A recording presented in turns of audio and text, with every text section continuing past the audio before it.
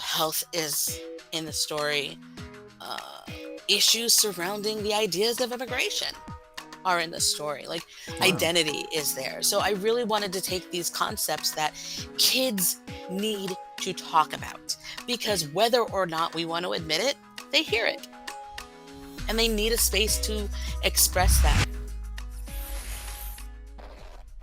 Moving to, um, the realm of topics outside of all the stuff going on in the real world. There is all this work that you do outside of the one that chose me, and you actually wrote a book called The Heroes of Winterbury. I haven't read it yet, and I do know that we haven't gone into depth, but I actually want to know, like, what is this book about? Like, can you tell people sort of, where is Winterbury and who are these heroes and how does this fit within this universe? The books that I write are for children. Heroes of Winterbury series, target demographic is like 9 to 12. And Winterbury is basically your quintessential generic westernized kingdom. And the this spoils nothing because you know it right from the very beginning. 5 years before where the story begins, the queen, who is this um, black woman, her she's modeled her ethnicity is modeled after Ghana. And Hmm. that's one of the things that I do. Anytime that I have these different characters that I create, I know in my brain where they're from. And so I go and I research that culture and I make sure that I'm doing that character justice. And so um, she's a black woman. I have not decided the name of the kingdom that she comes from just yet. Um, but she's married to a white man. And we did that basically because I'm that's my life.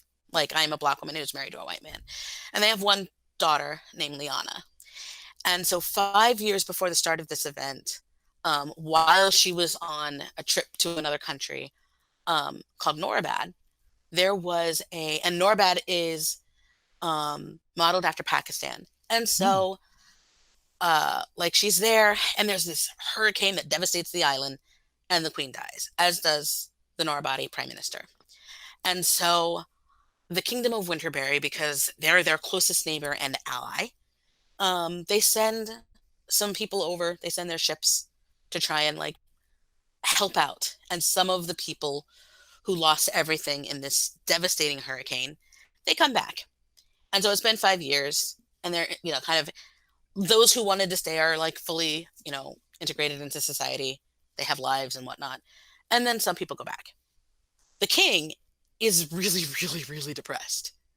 And so he just starts making these decisions that are born out of his depression because he never got over the loss of his wife. And so um, all of the characters, the main characters, the four heroes, are people of color. So you've got the two, Liana, who is um, obviously biracial, and then her cousin Eliza, who is basically Shuri from Black Panther. She's an inventor. Like everybody in the kingdom knows like who she is and what she does, and it's just kind of she's the smartest person in the kingdom, and that's just a generally recognized fact. And so then you've got Raheem and Nayla, who are these Norabadi brother and sister. Eliza and Nayla are queer, and I will just let that be that. They're both girls and they're adorable. And so they have all sorts of adventures, and they're basically the four of them as friends are trying to stop what they see is some really bad decision making being influenced by the king's advisor and with the potential to really ruin their way of life. And so um, mental health is in the story. uh, Issues surrounding the ideas of immigration are in the story. Like Wow. identity is there. So I really wanted to take these concepts that kids need to talk about because whether or not we want to admit it, they hear it and they need a space to express that. There's the king's personal secretary. The very first time that we meet her, she's having an anxiety attack and she's Wow. using her literal grounding techniques in order to, and I go through how she gets through it. And so she's using these grounding techniques in order to come down from this anxiety attack. And there are, then she gets triggered and she's like, no, because she's still using her grounding techniques. And so I wanted to have these conversations because representation is important, but not just when it comes to race and ethnicity. And that is extremely important, but also mental health is, because we try to pretend that kids don't know those feelings, and they do. Even if we don't want to talk about it, they do. Wow. And I'm so glad that those are part of the sort of themes that you have, because made a really good point about how so much of our media for young adults and kids should be talking about a lot of these issues, because as great as it is to preach about believing in yourself and being confident, like there are so many other lessons to be had and so many things that we can be talking about in terms of explaining how different people think and how different people's experiences are, in terms of like the feeling that you want your readers to get from the Heroes of Winterbury. How would you say, like, is in your mind, like, if you're visualizing what the sort of experience is like, is it this like romantic epic, is it this suspenseful kind of, like, how would you sort of describe the feel of it? I think, well, there's definitely romance in there. And I think the one thing I'm most proud of is that, like, no one cares. Like, there are queer characters all throughout the book, and there will be others that follow this one. Every single one that follows will have a country that is modeled. We'll introduce a new country to what we call the Middle Alliance, Mm-hmm. and so there'll be other countries, and they'll be modeled after specific places, and there'll be other stories that kind of um, go along those same lines. But I really, really want someone to kind of, oh, I know this feeling. That's anxiety. Wait, what is she doing? Oh, maybe I Mm. should try that. So I really want them to see these things being normalized. Eliza, it was kind of funny because I did not realize how neurodivergently I was writing Eliza until I went back and reread it. Um, and it was like, oh, she's autistic. I guess I didn't really realize that as I was writing it, which is stupid because I wrote it back in 2017, and I've then updated it. I'm getting ready to relaunch it now.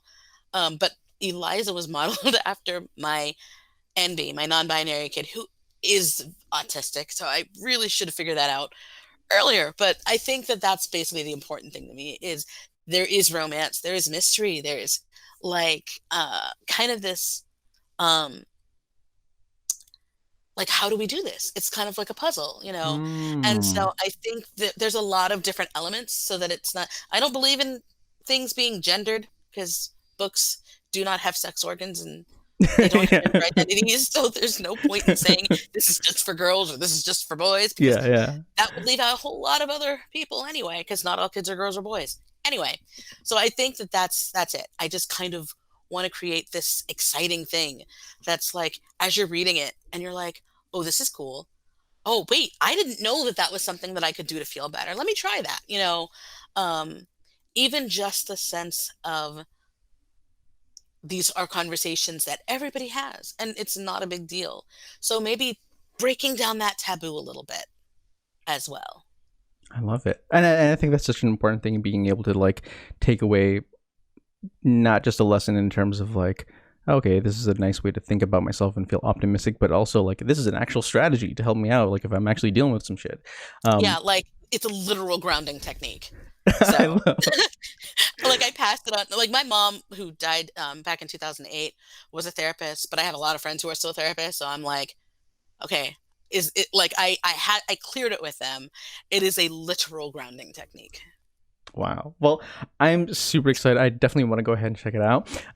Monique, time went by super, super quick. I want to go ahead and thank you for coming onto the show. I know a lot of folks will be super excited to see you popping up in their pages a lot more. But before we head out, what are you working on and where can we find you?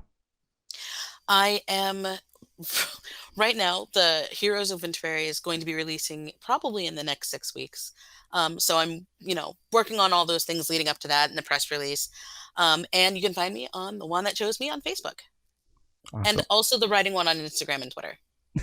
Perfect. Well, Monique, we will definitely be hearing you from on the platform very soon. Take care. You too.